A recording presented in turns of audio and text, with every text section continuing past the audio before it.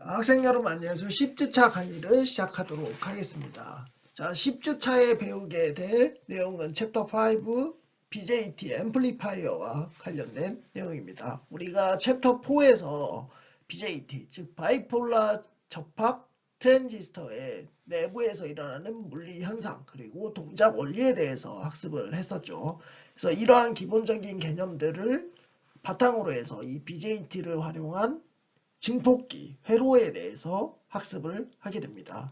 그래서 BJT 증폭기를 위해서 필요한 어떤 개념들 그리고 동작점을 해석하는 기법들에 대해서 학습을 할 거고요.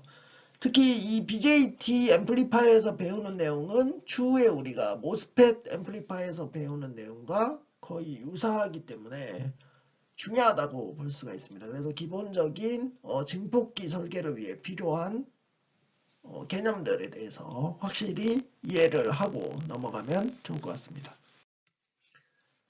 자, 그래서 크게 순서는 다음과 같습니다. 제너럴 컨셉에 대해서 얘기를 하고요. BJT 증폭기와 관련해서 그리고 오퍼레이팅 포인트 분석 그리고 디자인하는 방법, 바이어스 동작점을 어떻게 설정을 하는지 그거를 디자인하는 회로 기법에 대해서 얘기를 한다는 거고 그 후에 BJT 앰플리파이어 토폴리지, 즉 회로 구성을 어떻게 할 수 있는지 얘기를 하고 크게 세 가지를 할 겁니다. 커먼 에미터, 커먼 베이스, 하나는 에미터 팔로워죠. 이렇게 해서 크게 세 가지 토폴리지에 대해서 얘기를 할 예정입니다. 이 슬라이드를 통해서 우리가 챕터 5에서 배우게 되는 BJT 앰플리파이어의 내용에 대해서 간략하게 한번 살펴보도록 하겠습니다. 크게 챕터 5 BJT 앰플리파이어와 관련된 내용은 세 부분으로 나눌 수 있는 걸 알 수가 있죠. 여기에 나와 있는 제너럴 컨셉 부분, 그리고 오퍼레이팅 포인트 아날리시스, 마지막으로 앰플리파이어 토폴리지 부분입니다. 자, 제너럴 컨셉 부분에서는 BJT 앰플리파이어의 인풋과 아웃풋 임피던스를 어떻게 추출하면 되는지, 그리고 이 BJT 소자가 앰플리파이어로서 동작하기 위해서 바이어스 포인트는 어떻게 돼야 되는지, 마지막으로 DC와 스몰 시그널 아날리시스를 통해서 앰플리파이어 성능, 게인이라든지 아웃풋 임피던스, 그 다음에 인풋 임피던스를 어떻게 해석을 하면 되는지 알아보도록 할 예정입니다. 그 후에 오퍼레이팅 포인트 아날리시스 부분에서는 BJT 앰플리파이어의 바이어스를 가해주기 위한 회로 세 가지에 대해서 이야기를 할 거고요. 그게 바로 심플 바이어싱, 에미터 디제너레이션, 셀프 바이어싱이고 이 각각 기법의 장점과 단점에 대해서 이야기를 할 겁니다. 마지막으로는 앰플리파이어를 구성하기 위한 세 가지 회로 구성 방법에 대해서 얘기를 할 건데요. 첫 번째가 커먼 에미터, 두 번째가 커먼 베이스, 세 번째가 에미터 팔로우입니다. 여기 지금 I가 빠졌네요. 그래서 이렇게 크게 세 가지 부분 정도로 나눠서 BJT 앰플리파이어와 관련된 내용을 학습을 하게 될 거고요. 여기서 제가 한 번 더 말씀을 드리지만 제가 서두에 말씀을 드렸죠. 이 챕터에서 배우게 되는 BJT 앰플리파이어와 관련된 개념들, 이 개념들은 우리가 추후에 배우게 되는 모스 앰플리파이어에서도 똑같이 적용이 됩니다. 거의 유사하게 활용이 되기 때문에 이 컨셉들을 이해하는 게 굉장히 중요하다고 말씀을 드렸고 그래서 반드시 이 챕터에서 배우는 내용들을 이해하시기 바라고 그래서 상대적으로 이 챕터에서 배우는 내용들이 다른 챕터에서 배우는 내용들보다 조금 더 많은 편입니다. 그래서 이거를 확실히 이해할 수 있도록 여러분들이 신경을 써주시고요.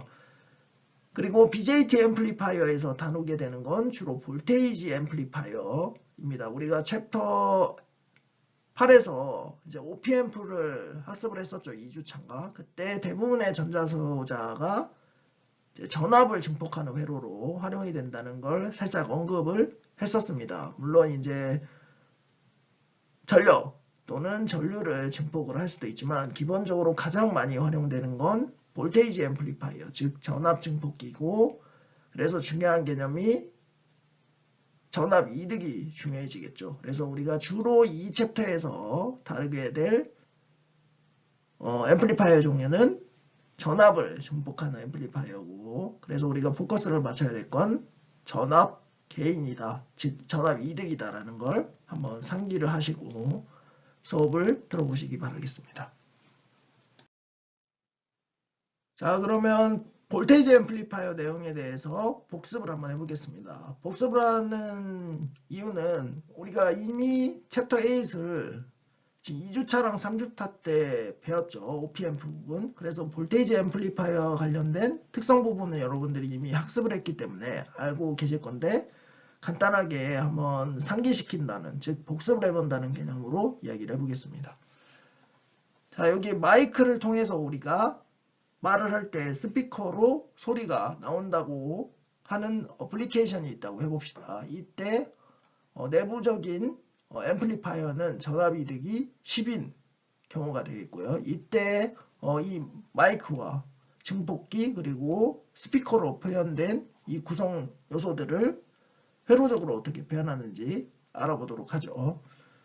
자, 일단 마이크로폰은 입력 전압원이랑 입력 저항으로 표시가 되죠. 이때 태브닌 등가 회로로 표시가 됩니다. 여기서는 지금 10mV 입력이 들어가고 있는 거죠. 이게 목소리가 되는 거죠. 그래서 전화번호로 들어가고 이 마이크로폰에 존재하는 저항, 입력 저항이라고 하죠. 앰플리파이어 입장에서는 이게 200옴 정도가 되는 거고, 스피커는 간단하게 8옴의 저항으로 묘사가 되어 있습니다. 이럴 때 OP앰프에도 내부적으로 어떤 회로가 구성이 되어 있겠죠. 뭐 복잡한 회로가 있지만 그걸 간단하게 어떻게 구성하는지 살펴보면, 자, 입력 부분에는 두 개의 입력이 이렇게 들어가면서 입력 저항이 존재하게 됩니다. OP앰프의 내부 입력 저항이죠. 그리고 출력단에는 개인 A만큼 증폭된 전압원이 존재하고, 이거는 여기 V1이라는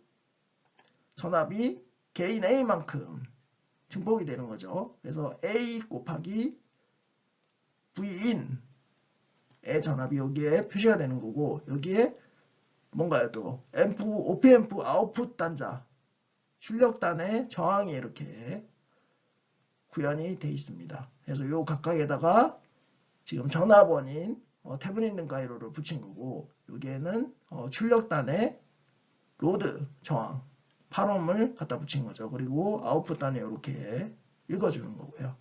그래서 우리가 챕터 8을 배웠을 때 이야기를 했었는데, 이 앰플리파이어는 이상적인 경우에 인풋 임피던스, 여기 인풋 임피던스죠. 인풋 임피던스가 무한대고 아웃풋 임피던스는 제로라고 했습니다. 그리고 그 이유에 대해서 잠깐 얘기를 했었죠. 간단하게 그거에 대해서 얘기를 좀 해보자면, 인풋 저항이 만약에 무한대가 아니다. 그러면 어떻게 되나요? 지금 여기 전압원에서 전압이 이 저항과 이 전압의 볼테이지 디바이더를 통해서 입력 전압이 들어오겠죠. 근데 이 저항이 이 저항보다 낮으면 이 입력 저항이 여기에 거의 대부분 걸리겠죠. 그렇기 때문에 여기 입력 저항이 OP앰프, 여기 앰플리파이어라고 하겠습니다. 이 앰플리파이어의 입력단에 다 전달되게 하기 위해서는 내부의 입력 저항이 무한대가 되는 게 좋겠죠. 그러면 볼테이지 디바이더를 했을 때도 여기에 있는 전압이 여기에 다 걸리게 되는 거죠. 그래서 앰플리파이어의 입력 저항은 무한대가 돼야 되는 거고, 출력단의 경우도 살펴보면 이게 또 볼테이지 디바이더처럼 동작을 하죠. 근데 이 내부에 있는 아웃풋단의 저항이 크다고 가정을 해봅시다. 그러면 여기에 이제 증폭된 전압이 이 아웃풋 로드단에 걸려야 되는데, 로드단보다 이쪽 내부의 출력 저항에 더 많이 걸리겠죠. 만약에 이 RM프라는 값이 어느 정도 큰 값을 가진다, 즉 8옴보다 큰 값을 가진다고 하면 그렇게 되는 겁니다. 그래서 이상적인 경우에 이 전압이 이 로드단에 다 걸려야 되니까 0이 되는 게 가장 좋은 거죠. 아웃풋 임피던스는. 그래서 이상적인 경우에 이거는 무한대가 되고, 이 저항 성분은 0이 되는 게 가장 좋습니다. 그런데 현실적으로는 이런 게 불가능하죠. 그래서 어떤 저항값들이 존재를 하겠죠. 우리가 회로로 해석을 했을 때. 그럼 이 저항값이 어떻게 되는지 알고 있는 게 굉장히 중요하다고 볼 수가 있죠. 왜냐하면 이걸 통해서 신호 손실이 얼마나 되는지 예측을 할 수 있기 때문입니다. 그래서 뒤에 이어지는 슬라이드에서 이러한 입력 저항과 출력 저항을 OPMP에서 어떻게 추출하면 되는지 이야기를 해보겠습니다. 자, 가운데 그림에서 각각 인풋 임피던스 그리고 아웃풋 임피던스를 측정하는 방법에 대해서 이야기를 하고 있습니다. 자, 여기 설명을 보면 인풋 임피던스와 아웃풋 임피던스는 회로 내에서 모든 독립 전압원이 다 0이 되도록 만들어준 후에 측정을 해야 된다고 되어 있죠. 그래서 먼저 이 A번 왼쪽은 인풋 임피던스를 측정하는 예가 되겠는데, 간단하게 인풋 단자에 VX라는 전압원을 연결해 줍니다. 그러면 IX라는 전류가 흐르겠죠. 그러면 우리가 이쪽 왼쪽에서 입력단 쪽으로 바라보는 저항이 입력 저항이 되겠죠. 그래서 간단하게 테브닌 등가 회로에서 테브닌 저항을 구하는 것과 유사하다고 생각을 하면 되겠습니다. 그래서 이 R이는 IX분의 VX로 구할 수 있겠죠. 이때 눈여겨봐야 될 점은 지금 아웃풋 단자가 오픈되어 있는 걸 알 수가 있습니다. 그 이유는 아웃풋 단자에 어떠한 독립된 소스가 존재하지 않기 때문에 오픈 상태로 두는 겁니다.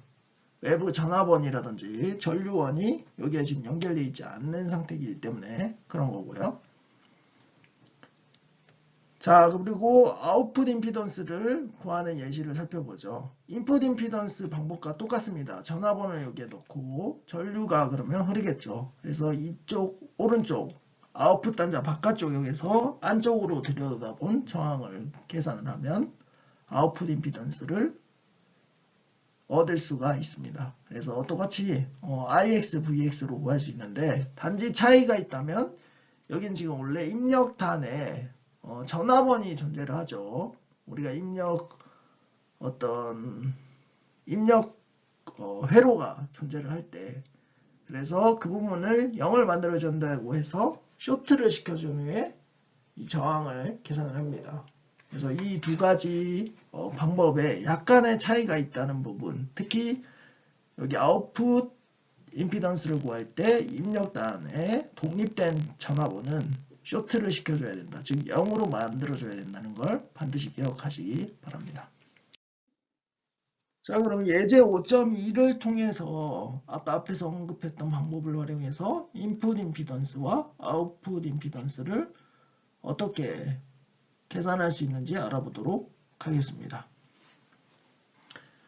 자, 여기 A라는 회로가 나타나 있죠. 그리고 우리가 또 기억해야 될 부분은 인풋 임피던스, 아웃풋 임피던스는 일반적으로 스몰 시그널 퀀티티라고 고려가 됩니다. 왜냐하면 우리가 회로 해석을 할 때 스몰 시그널을 활용을 해서 증폭을 하기 때문이죠. 즉 게인도 구하고 그렇게 하기 때문입니다. 그래서 간단하게 이걸 등가회로를 이렇게 만들어주면 소신호 모델로요. 알파이라는 저항이 나오고, 이 알파이는 우리가 베타 곱하기 IC분의 VT라는 걸 지난 시간에 학습을 했었죠. 그리고 여기에 전압원인 GMV파이가 존재하고, 여기 RO 저항이 또 병렬로 연결이 됩니다. 이때 RO는 얼리 이펙트를 나타내는 저항이라고 생각하면 되겠고, 그리고 여기에 로드 저항 RC가 있는데 이 VCC는 소신호로 했을 때 시간에 따라 변하지 않기 때문에 그라운드로 놓을 수가 있게 되는 거죠. 그래서 이 회로에서 우리가 입력 단자에 굉장히 미세하게 변하는 VX라는 전압원을 달아줍니다. 그리고 전류가 흐르겠죠. 이때 VX분의 IX분의 VX를 구함으로써 입력 저항을 유도를 할 수가 있게 되는 거죠. 그럼 전체 회로가 전류가 이렇게 나와서 이렇게 흐르겠죠. 그라운드 쪽으로. 그렇기 때문에 입력 저항 RI는 IX분의 VX고, 그게 알파이라는 걸 알 수가 있습니다. 그래서 이렇게 간단하게 입력 저항을 구할 수 있다는 걸 알 수가 있었죠. 자, 그러면 출력 임피던스는 어떻게 구할까요? 지금 예제 5.1을 보니까 출력 임피던스는 구하지 않았죠. 근데 앞에서 활용한 방법을 적용을 한다고 하면 여기에 그라운드가 되죠. VX가 없어지는 겁니다. VX가 없다는 얘기는 전류도 흐르지 않는 거죠. 근데 그라운드와 그라운드로 연결돼 있죠. 그럼 알파이에 걸리는 이 V파이는 얼마일까요? 0이죠. 이게 0이면 여기 흐르는 전류도 0이 됩니다. 그럼 이 회로가 딱 사라지겠죠. 그럴 때 여기가 지금 아웃풋 단자죠. 여기에다가 우리가 VX를 가해주는 거죠. 그리고 IX를 했을 때 아웃풋 임피던스는 어떻게 되냐. 회로를 다시 한번 그려보죠. 지금 이렇게 보니까 회로 해석이 어렵죠. 회로를 이렇게 그릴 수 있습니다. 여기 R호죠. 왜냐면 여기 지금 그라운드로 다 묶여있죠. 여기. 그리고 여기도 그라운드고. 그러면 이 RC랑 R호가 병렬로 연결되어 있는 겁니다. 자, 이렇게 해요. 그리고 여기는 전류가 0이니까 아무것도 없는 거죠. 그래서 여기에 지금 VX를 넣어준다고 했었죠. 그러면 아웃풋 저항은 어떻게 되나요? 여기 RC랑 RO의 병렬값이 되는 걸 알 수가 있죠. 그래서 이런 식으로 구하면 된다는 걸 기억을 하시고요. 자, 표현이나 그림을 간단하게 하기 위해서 우리는 두 노드 사이의 임피던스가 아닌 하나의 노드를 들여다본 임피던스라는 개념을 자주 사용합니다. 그게 무슨 말이냐면 지금 여기 인풋 단자의 원래는 이렇게 노드가 두 개가 있죠. 두 개가 있는데 이 두 개의 단자의 사이에 임피던스를 계산한다는 개념을 적용하기보다는 우리가 이쪽 한쪽 노드에서 바라보는 임피던스를 계산한다는 입장에서 인풋 임피던스와 아웃풋 임피던스를 추출을 합니다. 왜냐하면 이게 더 표기법도 쉽고 그림도 쉽기 때문입니다. 그래서 요 노드 두 개, 입력에 두 개의 노드가 있죠. 그러면 한쪽 노드는 그라운드를 만들어주고 다른 한쪽 노드에는만 전화번호를 넣어줘서 저항을 구하는 거고요. 아웃풋 단자도 똑같습니다. 아웃풋 단자도 한쪽에는 입력원을 넣어주고 다른 한쪽은 그라운드라고 가정을 한 후에 저항을 구합니다. 여기서는 이제 입력단을 소스원을 제로로 만들어야 돼서 쇼트를 시키긴 하죠. 그래서 이러한 임피던스 개념을 이해를 해주시면 좋을 것 같고 한쪽 노드에서 보는 임피던스로 생각을 하면 된다. 대신에 이렇게 하기 위해서 다른 한쪽 노드, 그러니까 입력단이나 또는 출력단의 다른 한쪽 노드는 그라운드로 연결시켜 준 후에 계산하면 된다라는 걸 기억을 하시면 되겠습니다. 자, 그러면 여기 회로가 예제로 나타나 있죠. 이 회로가 나타나 있는데 이 회로에서 콜렉터 부분에서 바라본 임피던스가 어떻게 되는지 한번 알아보도록 하죠.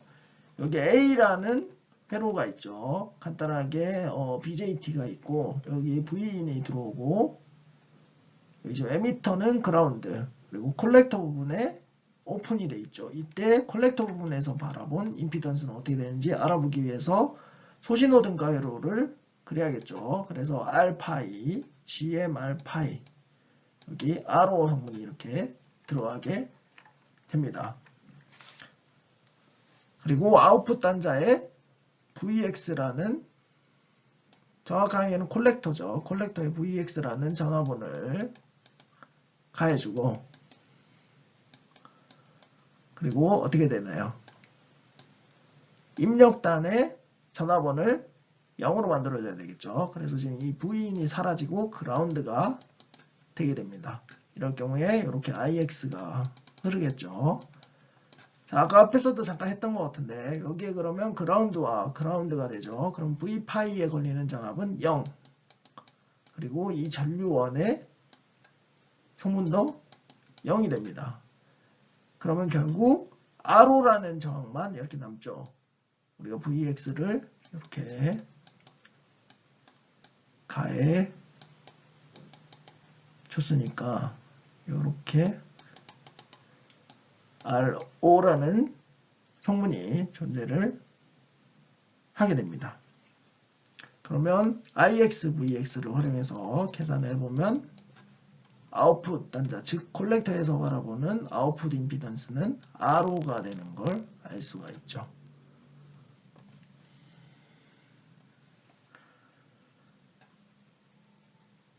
자, 다음으로 에미터 단에서 바라보는 임피던스를 한번 계산을 해보죠. 여기에 왼쪽에 회로가 나타나 있죠. 베이스와 콜렉터에 각각 어떤 전압이 인가가 되어 있는 상태죠. 그리고 이쪽 에미터에서 바라보는 저항을, 즉 임피던스를 계산을 해보겠습니다. 자, 그러면 소신호 회로를 먼저 그려야겠죠. 그러면 베이스 단에 R파이라는 저항, 그리고 콜렉터 단에 GMV파이가 나타나 있습니다. 그리고 여기에서는 지금 가정을 하나 한 게 얼리 이펙트를 무시할 수 있다 라고 했기 때문에 지금 RO가 존재하지 않는 거고, 여기 VCC와 V는 스몰 시그널 분석을 하고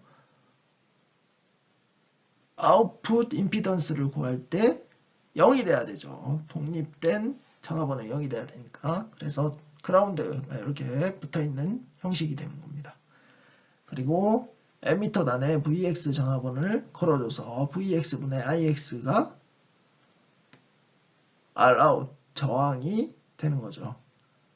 자, 그럼 이 회로에서 우리가 V파이의 값을 찾아보면 V파이는 지금 회로가 이렇게 그라운드에서 이렇게 지금 들어가 있습니다. 근데 이걸 좀 정리해서 다시 그려보면 이렇게 그리니까 좀 어려운 것 같은데, VX, 자, 그 다음 뭔가요? GMV파이가 있죠. 그리고 R파이에 플러스 마이너스 V파이가 걸리죠. 그럼 VX는 V파이라는 걸 알 수가 있습니다. 대신에 부호가 어떻게 되나요? 여기 지금 마이너스 플러스죠. 그럼 반대가 되니까 V파이는 마이너스 VX가 되는 거고요. 다음 전류 IX는 요 전류 지금 GMV파이죠. 지금 반대로 그렸네요. 왜냐하면 그라운드에서 위쪽 노드로 가는 거니까 제가 그린 거랑 반대로 그려야 되는 게 맞습니다. 이렇게요. 그럼 여기에 플러스고 마이너스니까 이쪽 전류 방향도 이렇게 되는 거죠. 그래서 테브넨의 등가 회로를 사용을 하면 요거 더하기 요거가 0이 돼야 되는 거죠. 그래서 계산을 하면 이 IX는 마이너스 GMV파이 마이너스 R파이분의 V파이가 되고, 이거를 Rout을 구하기 위해 IX, VX를 한다고 하죠. 그러면 이 값을 분모에, 이 값을 분자에 넣어주면 결국 GM 더하기 R파이분의 1분의 1이라는 거를 알 수가 있습니다. 근데 아까 우리가 R파이가 얼마라고 했었나요? R파이가 GM분의 베타라는 값을 가지죠. GM분의 베타. 이게 알파인데 이거의 역수가 되니까 베타분의 GM이 여기에다가 들어가게 됩니다. 근데 이 베타 값은 굉장히 큰 값이죠. 큰 값이니까 상대적으로 이 GM 텀이 더 커져 버리게 돼서 이 알파이 텀을 무시할 수 있게 되고, 결국 아웃풋 임피던스는 GM분의 1이 되는 것을 알 수가 있습니다. 자, 우리가 앞에 예제를 통해서 각각 임피던스를 어떻게 계산하면 되는지 한번 알아봤죠.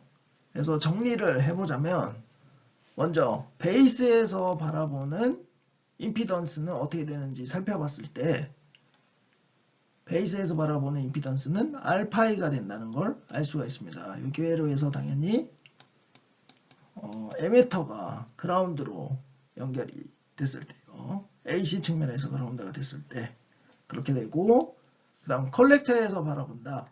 컬렉터에서 바라보면 베이스와 에미터가 AC 그라운드일 때 RO라는 임피던스를 가지는 걸 알 수가 있습니다.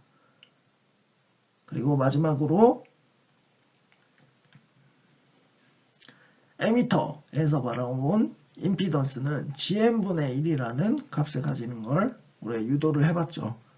이때 조건은 베이스가 AC 그라운드고 얼리 이펙트가 무시됐을 때, 즉 RO 성분이 없을 때 저렇게 된다고 했었습니다. 요거를 좀 기억해 주시면 좋을 것 같고요. 그래서 나중에 커먼 에미터, 커먼 베이스, 에미터 팔로워 회로들을 구성할 때 이런 성분들을 상황이 맞으면 바로바로 적용을 해서 활용을 할 수가 있습니다. 자, BJT 앰플리파이어에서 바이어싱은 굉장히 중요한 역할을 합니다. 그 중요한 역할을 하는 이유가 BJT가 앰플리파이어로서 손실 없이 동작하기 위해서는 포워드 액티브 영역에서 동작을 해야 된다고 했었죠. 그리고 또 하나 중요한 부분이 이 바이어스 전압들을 활용해서 소신호 모델을 해석을 할 때 파라미터들을 계산을 할 수 있게 되는 겁니다. 그래서 바이어스를 어떻게 설정해 주는지가 굉장히 중요한 포인트가 되겠죠. 이거에 따라서 BJT가 앰플리파이어로서 동작을 할 수 있을지 없을지 결정이 되는 거고, 그 다음에 각각 스몰 시그널 모델에서 파라미터를 결정하기 때문에 뭐 증폭, 이득이라든지 그 다음에 아웃풋 저항, 인풋 저항 등을 결정을 하게 되겠죠. 그래서 기본적으로 만약에 BJT 회로에서 베이스와 에미터 사이에 전압이 들어간다고 했을 때 여기에 DC 전압이 가해지고, 이 DC 전압을 중심으로 AC 시그널이 이렇게 타고 들어가는 걸 알 수 있습니다. 그리고 아웃풋 단자에도 DC 바이어스가 이렇게 커런트죠. DC 바이어스 커런트가 이렇게 흐르고, 이걸 기준으로 아웃풋 커런트가 AC 시그널로 나오는 걸 알 수가 있죠. 그래서 바이어스 포인트를 이 DC로 가해줘야 된다는 걸 기억을 하시고, 그래서 이 DC 포인트를 어떻게 결정하냐에 따라서 이 BJT 회로가 OPM프로 동작을 할 수 있냐, 그리고 소신호 파라미터를 결정하기 때문에 게인이 어떻게 되냐, 인풋 임피던스가 어떻게 되냐, 아웃풋 임피던스가 어떻게 되냐를 결정을 하게 된다는 이야기입니다. 그래서 바이어싱을 어떻게 해주느냐가 굉장히 중요하고, 이 설계를 어떻게 해주는 게 좋은가도 굉장히 중요해지겠죠. 앞서 언급한 BJT 앰플리파이어의 바이어스 중요성에서 기반을 해서 우리가 BJT 앰플리파이어를 어떻게 순서대로 해석하면 되는지 알 수가 있습니다. 여러분들 지금 감이 오셨나요? 자, 첫 번째 우리가 BJT 회로가 왼쪽과 같이 구성이 되어 있다고 하죠. 이렇게 회로가 구성이 되어 있을 때 우리가 첫 번째로 해야 되는 부분은 DC 아날리시스입니다. DC 바이어스 포인트들이 어떻게 되어 있는지 분석을 하고, 여기에 BJT들이 실제로 포워드 액티브 모드에서 동작하는지 확인을 할 필요가 있죠. 그리고 확인을 한 후에 동작을 하면 이 DC 바이어스를 가지고 스몰 시그널에 활용되는 파라미터 R파이라든지 RO, 그리고 또 뭐가 있죠? GM 파라미터들을 얻을 수가 있죠. 그래서 이 소신호 파라미터들은 나중에 증폭기의 성능을 결정하는 요소가 됩니다. 그래서 이 DC 아날리시스가 끝나면 스몰 시그널 아날리시스로 변환을 해서 증폭기들을 성능, 즉 뭐 Rout이라든지 Rin, 인풋 아웃풋 임피던스, 그 다음에 게인에 대해서 얻을 수가 있죠. 이때 조심해야 될 부분이 앞서 얘기했듯이 인디펜던트 소스, 전압원이나 전류원이죠. 이거를 0으로 만들어줘야 된다는 얘기입니다. 그래서 전압원은 이렇게 쇼트를 시키고 전류원은 오픈을 시키는 형식으로 만들어서 회로 해석을 진행을 하면 됩니다. 그래서 이러한 순서로 BJT, 앰플리파이어를 분석을 하면 된다라는 걸 기억하시면 되고, 이거는 모스펫 기반의 앰플리파이어를 해석할 때도 똑같은 방식이 적용이 된다는 걸 기억을 하시면 좋을 것 같습니다. 자, 그러면 우리가 의문점이 드는 게 DC 아날리시스를 하고 스몰 시그널 아날리시스를 해서 회로 해석을 해도 되는지가 굉장히 궁금하죠. 정답을 말하자면 해도 됩니다. 그 이유는 지금 아까 앞에서 봤을 때 시그널이 DC 신호에다가 AC 시그널이 얹혀져 있었죠. 쉽게 말하면 중첩이 돼 있었기 때문에 DC를 하고 AC를 AC죠. 그러니까 스몰 시그널을 분석을 하고 이걸 합쳐도 크게 문제가 없다는 얘기입니다. 중첩의 원리에 따라서요. 그래서 이렇게 하면 되고, 그러면 과연 스몰 시그널 아날리시스는 언제 적용을 하면 되냐? 그래도 어떤 조건이 맞아야 되겠죠. 왜냐면 우리가 라지 시그널 아날리시스, 즉 라지 시그널 모델과 스몰 시그널 모델을 배울 때 가정을 했던 게 있죠. 스몰 시그널 모델은 굉장히 그 변화가 입력단이나 출력단의 변화가 굉장히 작아서 원래는 익스포넨셜하게 변해야 되지만 리니어하게 변하는 것처럼 가정할 수 있을 경우에 간단하게 저항으로 해서 해석을 한다고 했었죠. 그래서 일반적으로 콜렉터 전류의 변화가 10% 정도인 동작이 소신호 동작의 상한선이라고 보면 되겠습니다. 그러니까 이 입력 전압 기준으로 10% 이상이 변한다. 또는 입력 전압 위주로 10% 이상의 값이 변한다. 그러면 스몰 시그널 아날리시스를 적용을 하지 못한다는 얘기가 되는 겁니다. 자, 이번 슬라이드는 간단하게 회로 해석을 할 때 회로 표기법을 간단화시키는 방법에 대해서 이야기를 해보겠습니다. 자, 원래는 왼쪽에 있는 회로 그림이 정상적인 회로 그림이죠. 여기 보면 VCC라는 전화번호를 넣어주고 그라운드를 넣어주고 여기 RC 저항 있고 그라운드 있고 VIN이라는 전화번호를 이렇게 동그랗게 해서 표시를 해주고 해야 됩니다. 근데 이거를 좀 간단하게 나타내기 위해서 우리는 VCC를 짝대기를 끊고 그냥 VCC라고 적어주고 인풋 단자에 이 전화번호를 이렇게 동그라미 하고 그냥 VIN으로 써주는 식으로 간략화해서 회로를 그리고 해석을 할 겁니다. 이 부분을 기억해 주시고요.